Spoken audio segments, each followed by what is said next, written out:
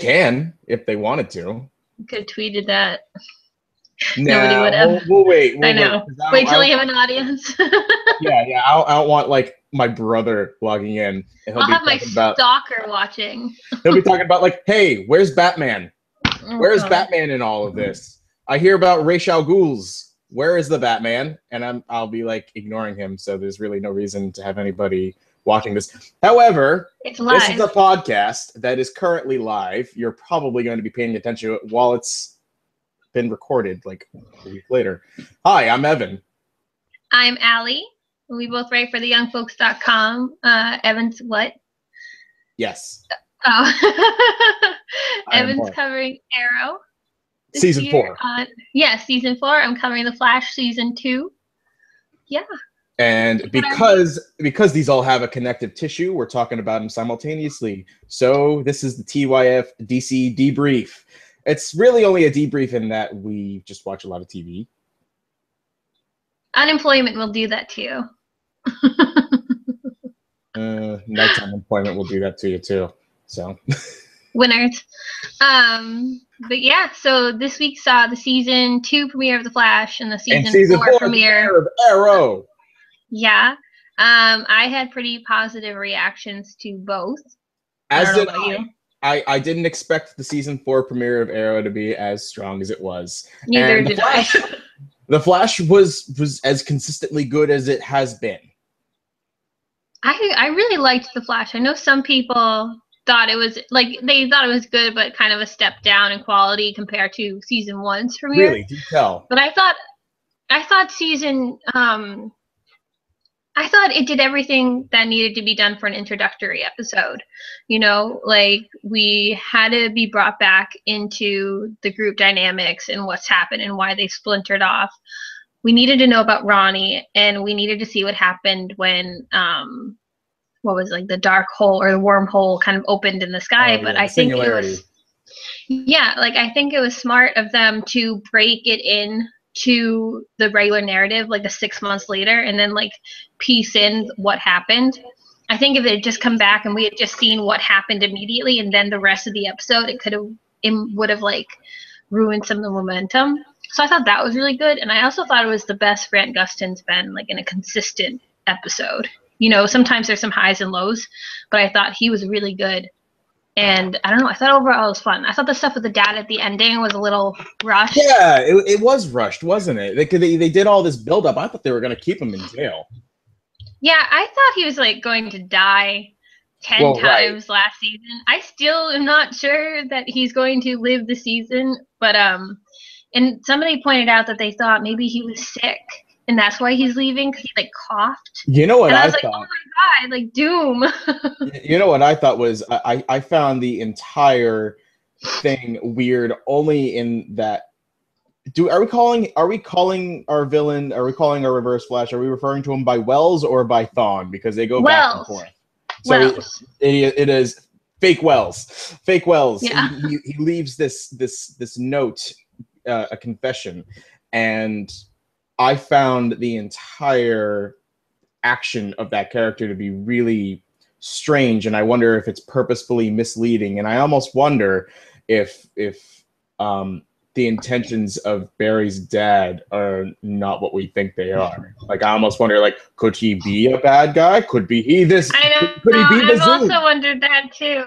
I actually wondered that for a second too, just because it was so odd. But I'm wondering if it was just messy writing and they didn't know what to do with him, so they just wrote him off.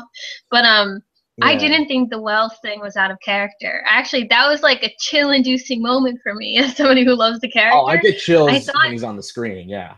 Like, yeah, he's so good. But I thought it made a lot of sense because, like, as he said, like, version of the Flash. Repeat that. You're breaking up. Like, he's grown to really. Oh. Sorry, I was making sure I could hear myself now. Yeah. I was saying that it made sense for me because he's grown to care about this version of Barry, this version of the Flash. Yeah. So if he's dead, he's kind of like, fuck it. Like, I have nothing else to lose. Like, I might as well give this guy who I kind of oddly care enough about, like, what he's wanted the whole time, because he's already won. So I thought it was really interesting, actually. Like, I thought it really played well into the kind of manipulative, kind of caring version of Wells that we knew. And it makes you wonder how, like you're saying, this is a version of Barry Allen that he grew to know and love on a personal level, and is a wholly different version of the Flash that he became the villain for. So you almost have to wonder, because I threw on the pilot when they put it on Netflix last week after I had seen the season 2 premiere, and I'm thinking, because Barry's doing this big spiel for Iris before the whole particle accelerator event, and he's talking about how this broad concept of physics and time that's going to make us think about everything differently. I'm thinking there's so many different types of performances that can come out of these characters once we start to see what's going on interdimensionally, and it could just be really jarring and either creepy or funny. Oh, you mean like seeing other versions of the characters? Yeah, because now we got Jay Garrick coming in. Right. Too, right? Yeah. Because exactly. His superpowers is able to see, at least that's what I'm believing, like other alternate universes and stuff. And now obviously with Jay Garrick, I think it's gonna be a really interesting way to build, like, world build, like in a way that not every show gets the liberty to, because they're self-contained in a drama, like, everyday universe, whereas it's a superhero show and you can bend reality a little bit. So I think it's gonna be really interesting. Literally in this case. Yeah, literally. Yeah. You were saying that you weren't thrilled about the whole concept of Barry wanting to work by himself for a while. Just because we've seen it done to death on, like, every other superhero show ever. It's always like, I need to protect the ones I love by working alone, and it never works out. It's only because Spider-Man does it so well that everybody else looks like crap when they try it. But still, well, I mean, like, I'm comparing mainly Arrow. I know Oliver Queen has taken that route like 10 times since the show's start. So to see the Flash doing it, and, like, the Flash is such an awesome character because he loves working with all these people, and it's what makes the team so good, is because the dynamic's strong, and each character adds to it. So him working alone and being, like, angsty, I was just like, no, like, we get that so often. Yeah, and but very particularly the angst derives from him feeling like he indirectly is responsible for somebody dying. Yeah, no, which I get. Yeah. But it's just still a little. But it ended up culminating so that I didn't care that much, because he very quickly was back on the side of working with a team. If this has gone on for like 5 episodes, I would have been just annoyed. But just in the terms of, yeah, that's what I'm saying. Since it's at least just an episode, it's fine. Yeah, and that's kind of how I feel. We're still talking about Flash, but that's how I'm kind of feeling about Diggle right now with his begrudging with Oliver. Yeah, head nod. Head nod to the nth degree. Forgetting I need to speak for these. I'm just like making bug-eyed looks. Oh my god. We'll get to that though. We'll get to that. Yeah. I'm trying to think. What did you think of the Atom Smasher? Because that was another part that was. I didn't realize the dude was a wrestler until you mentioned it in your review. I had no idea who he was. Did I? I don't think I did. I thought you said he was like a WWE guy. I didn't even know he was. Maybe. Oh, you know what? Maybe I skimmed it. He just looks like. He is. I think he is, but like, yeah. I didn't read about it. There's a lot of reviews out there, Evan. Adam Copeland. Yeah, but did you like him? Because I thought it was kind of like he was more of a bridge. I liked the effects that they used. Yeah. I thought his shrinking, growing effect actually was pretty impressive looking. Yeah, I mean, it was like a little rubbery, but nothing too bad. It wasn't as rubbery as Bane in Batman and Robin, let me tell you. Look, like, clearly. Isn't that like... I'm just saying that was literally rubber. Oh, okay. I've never seen it. But, oh, thank God. Lucky I've seen you. some episodes, like the shark repellent. I've seen that episode. That's the Adam West one. Oh. Shit. I mean, maybe George Clooney used Bat Oh, that's what you were saying. Batman and Robin, the George Clooney movie. I've never seen that one either, then. Never mind. I was totally mixed up. Extra lucky you. But yeah, Anyway, I the liked Atom him Smasher enough. effect was actually quite impressive. Yeah, I thought so too. I thought, well, I mean, I'll talk about this in a second. It's totally unrelated. But I did think the effects for that were really good. I just thought that the character, like, he's kind of a cool character and he's like tough to beat for Barry. So I wish he'd kind of been used a little bit more than a Zoom exists character. You know, he's literally just like a messenger to tell us that.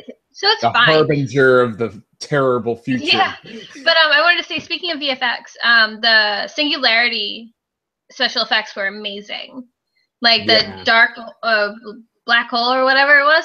Like that was crazy. Like I mean, I feel like I don't see things like that on basic like TV shows very I often. particularly liked the way that he was running around the inner circle of the Singularity just by hurtling off of debris. And, yeah, it's like they made sure to show that, so we're not like, how he can't fly. Like there was like this one cool scene. Spider-Man 3 is a terrible movie, but there's this one cool scene where he's diving after the girl and he's doing that on the falling debris. It was like that on a TV show. It looked like 100 times better, you know? Yeah, exactly. No, I agree. I'm trying to think. Joe and Cisco working together was another highlight for me. I like the boot. Yeah, it was so ineffective. It was pretty ineffective. Also, Cisco very quickly got his badge that he wanted, huh? I know, it was a very happy ending.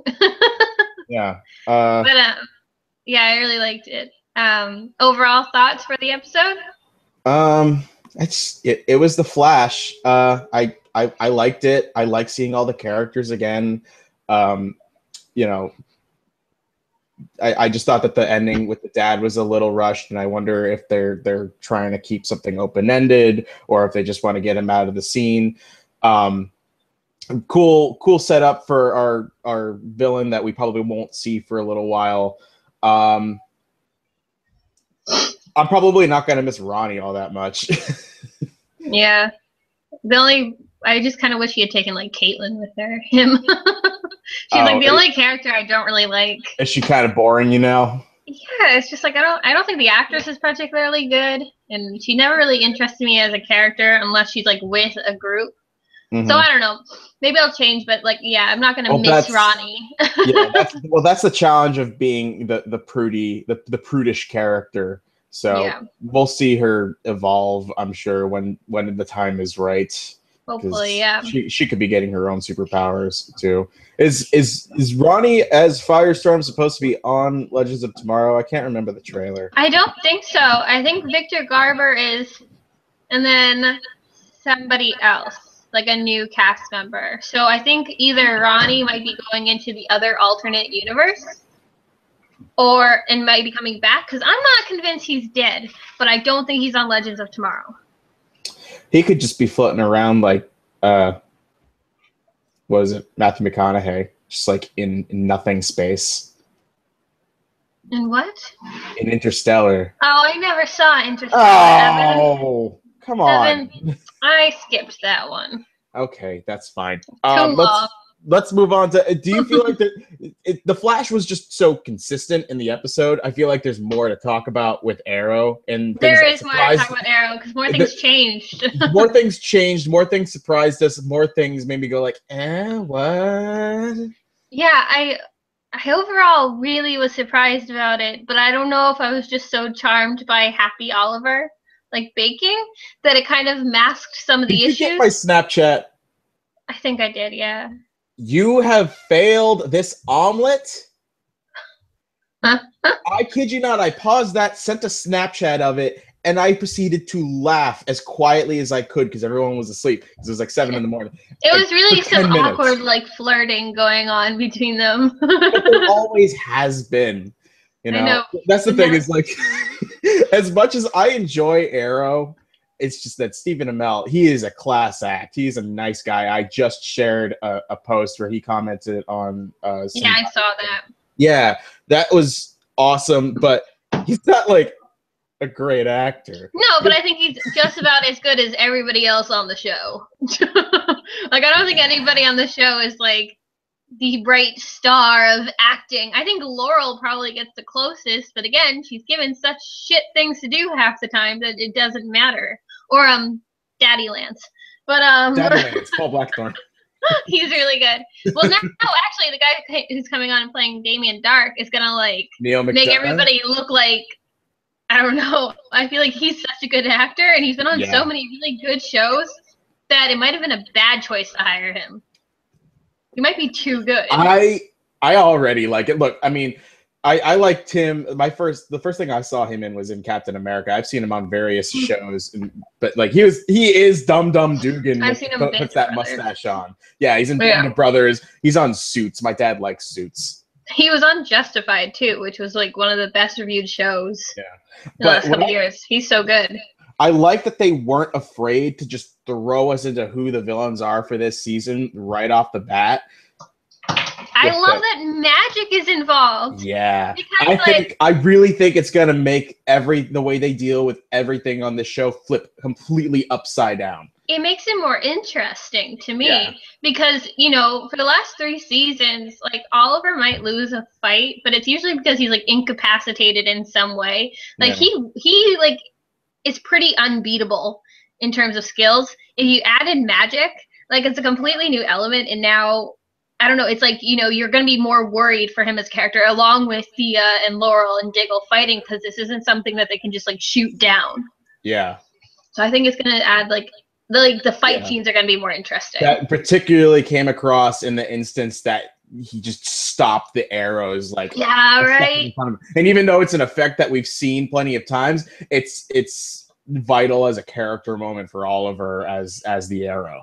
It really is. I mean, he shouldn't be that shocked just because, like, they know that metahumans exist and whatever. Well, but the magic portion of it is what... That's the thing, is that they tried to break it down. They're like, are we dealing with a metahuman? And he's like, no, this is not. We can't break this down with science. This is something else completely different. And not that they haven't dealt with magic before, if you count the Lazarus Pit. I mean... Yeah. Which will probably be coming into play again soon. So. Yeah, when you were watching the whole Thea thing unroll, in my mind, I'm thinking something in the Lazarus Pit fucked up her brain. Yeah, seriously. But you mentioned Thea. Thea, say what you want about Stephen and Emil, but Thea gave the worst line reading of the night. Which one was it? She was like standing on boxes and she was like, "Go away, run," and it was just so bad that like. I got distracted for the next scene because I was laughing. Like, it was just rough. I might have to go back and look at that. She's not meant to be threatening. I missed that line. Like, she's really good as, like, a fun little sidekick, but I'm not sure I buy her as, like, a human weapon. You know? Like, she's certainly... I don't know. It's fun. But I did like her and Laurel being, like, little sidekicks was fantastic. It might have been after Oliver baking... It was my favorite part of the episode. Oh my god, I felt like the whole opening thing with him and Edward Scissorhand with like the high saturation and the color. I literally felt like I was watching like Desperate Housewives or something. But that's why it was funny. It's because Oliver was so excited to not have to do the superhero things. He's like, I could totally dig this. Like, this is fantastic. Which dig. Look at my expert sliding into a new conversation. Diggle needs to stop being a bitch and get over it. This is so unlike Diggle that I can't even handle it. He's being so grumpy and like, I don't know. It's just like if Lila got over it, why can't he? That was my big thing. I was thinking like, okay, I'm gonna give the character the benefit of the doubt. He can grow a little bit, but if his wife is over it, if she's able to forgive Oliver for, don't get me wrong, it's a totally bullshit move. Yeah, but like he actually had reasons. It's not like he trusted Malcolm because he's more trustworthy. He trusted it to keep them safe, and like it ended up working out fine. So it's just this like whole spiel about like how you can't trust people. I had you wrong. Blah blah blah. It's like shut up. Yeah, like you're such a tool right now. I can't even. I love Diggle. If we don't have Diggle as our voice of reason, then who else is it gonna be? We have to have Felicity, which is just well, actually, she was a lot better this episode because she wasn't angsting. Well, that's the thing, is that now she's been in a position where she wasn't angsting, and hopefully she won't be anytime soon in particular. No, I hope not. I think that will only crop up when somebody dies again. But might be her. But how did you feel about Lance teaming up with Damien Dark? Because it kind of pissed me off. Because he's supposed to be like the moral center of the show. Well, that's the thing. I feel like he still is. He doesn't have a choice. I like, actually, this is something that I want to get my review done and over with, and this is something that I didn't get to talk about in it. I really like how through Lance in particular, this season I feel like we're going to start seeing Star City characterized in itself in the way that we used to see Gotham characterized in the Batman stories, particularly when he makes snide comments about like maybe we should have a Flash day, or particularly something really poignant when he says to Laurel, people don't come to Star City anymore. Yeah. They only leave it. That's because Star City kind of is Gotham City at this point. They're not just modeling it after it. It's definitely Gotham. Like, right. But the fact of the matter is, it's only Gotham is Gotham with Batman and the villains, and it's just a reflection of how cities kind of are in a way, or at least cities in despair. So you have a city in despair, but you put the Arrow in charge of protecting it. It becomes different. So it changes depending on what heroes and villains are inhabiting it. So between that and Damien Dark coming in, sure, he's got his magic, but he's got this hive of agents, and right off the bat, we see this we see this level of corruption that was actually kind of scary and exciting. And while there were some moments like the poisoning and the attempted assassination, sure, you could say like, oh, this is totally like the Dark Knight, but that's just the first episode. Who knows what? No, I do think overall the show is much different than like the Batman series now. I just, I mean, like the city itself, it's very much modeled after the Gotham like aesthetic. Yeah, of course. But I think, with the magic and everything, I think it's totally stepping away from its original, like. I feel like its mission statement at the beginning of the series was to be like The Dark Knight Rises, to be like Chris Nolan's Batman. And I think now it's become much more comfortable in its own skin to be its own series, which accepts more of the comic book playfulness and magic and everything, which I think is going to make it a better show. And that's what we were saying. That's what we were talking about a little bit last week, is now that the same production team has had a season of The Flash under their belt in a post Guardians of the Galaxy period of time or whatever. It's like it can go to its comic roots and be comfortable in that environment and play around a little bit with the campiness. Which Arrow has always been timidly campy, but it felt like it had to be dark. It was literally serious, but it was campy. In this episode, it's almost personified in Oliver going, I felt like I had to be the darkness. Which, by the way, he's like, the Arrow is dead. I am the Green Arrow. It was like, everybody knows you're the same dude. Nobody's surprised. The delivery of him saying, I am the Green Arrow, why couldn't they just have the voice filter on him? It would have looked more badass. Instead, it's just because it's just Stephen Amell. Nothing against Stephen Amell. It's just his dictation, the way that he speaks. He's like, I am the Green Arrow. I'm the pretty rich boy. Yeah, I know. And I can make a mean omelet. Who do you think the grave is? It's got to be Felicity. I don't think so. You really don't think so? I think that's too obvious. And I think Barry would have stayed a little longer than okay, see ya. Like, I think he wouldn't have been late to the funeral. Yeah, because they had the reason I thought Barry was even there at all was because of this romantic inkling, and then he kind of gave up on it or something like that. But they're still friends. He wouldn't have been late. Yeah. I know, Lance. Right? The Flash being late, he must have been doing something really important. Yeah, I think it's Lance. That would suck. I think there's going to be a hero moment for him. But I don't know, because even the showrunner said that they're like, oh, we don't even know who it is. And it's like, nobody who makes a show and doesn't know the plot ending. Like, what the hell? If Felicity's dead, I don't think she'll be dead for long. Because I think the idea of them fridging a character to bring on Arrow angst again after his happiness trial would just be the biggest amount of bullshit that the show's ever done. And I don't like Felicity, but I am not here for killing female characters for man pain. Yeah. Yeah. No. Yeah. Well, who else is expendable? Lance. Yeah. Everybody else has formed the team. Lance is the only character that could, like, believably go. I mean, they could be killing Thea. Again. But I doubt it. So, I don't know. I think Lance is the most realistic one. Especially since the showrunners, or actually, no, the showrunner said this person who dies is going to be, like, dead. So Dead, you got dead. your wish. What, me? Yeah, you said you hate that Arrow's characters, they never actually die. Yeah, well, but you made the point. It's like it can't be for the sake of man pain, so it's got to be somewhere in the middle. Yeah, so either way, it's going to be an anticlimactic death. It's going to suck. Yeah, right, exactly. There's nobody on the show who I like want to die. Malcolm! But it's not going to be Malcolm. Oliver wouldn't give a shit. Yeah, why would he be? Why would Barry show up? I know, I got so excited. It has to be somebody that actually matters to Oliver, so it has to be somebody in the core group. Yeah. Well, no, I still think it'll be Lance, because I think something will happen this season, and Lance will have his hero moment and, like, accepting Oliver again, and then he'll die. Yeah. You know? But I don't know. You probably just telegraphed it right there. We'll see. But yeah. I like how jovial Damien Dark is. I know, he's fantastic. I like how giddy he is about being just anarchistic. Yeah. It's good. It's pretty awesome. Overall thought? Overall thoughts, it was a better episode than I expected. Much. And that's enough. Yeah, you know, it was better than a lot of the episodes of the second half of season 3.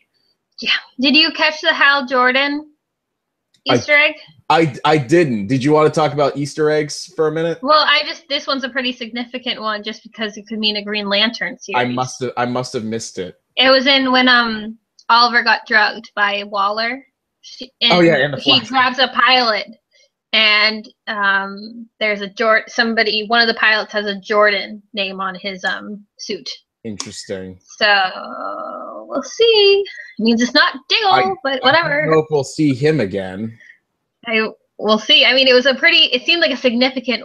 They really like played around with the Green Lantern stuff, like Ferris Airways, where the Flash trains and stuff. Like, there's been a lot of hints. So I feel like if there were to be another series, it would be Green Lantern. But yeah, definitely. We'll see. Also, they gave me what I wish again, where they send him back to the island because it was pissing me off. He's like, I spent 5 years on an island. I'm like, you're full of shit. Like, you totally did not. So tell people things. So what I have to wonder is he going to, in the flashbacks, is he going to be on Lian Yu for the next 2 seasons? Probably. So they find him when he comes back. Probably. Because he has to get, like, crazy Oliver with the beard and shit. Like how they find him. So yeah, there has to be enough time for that to happen. Yeah, it's about 2 years worth of beard.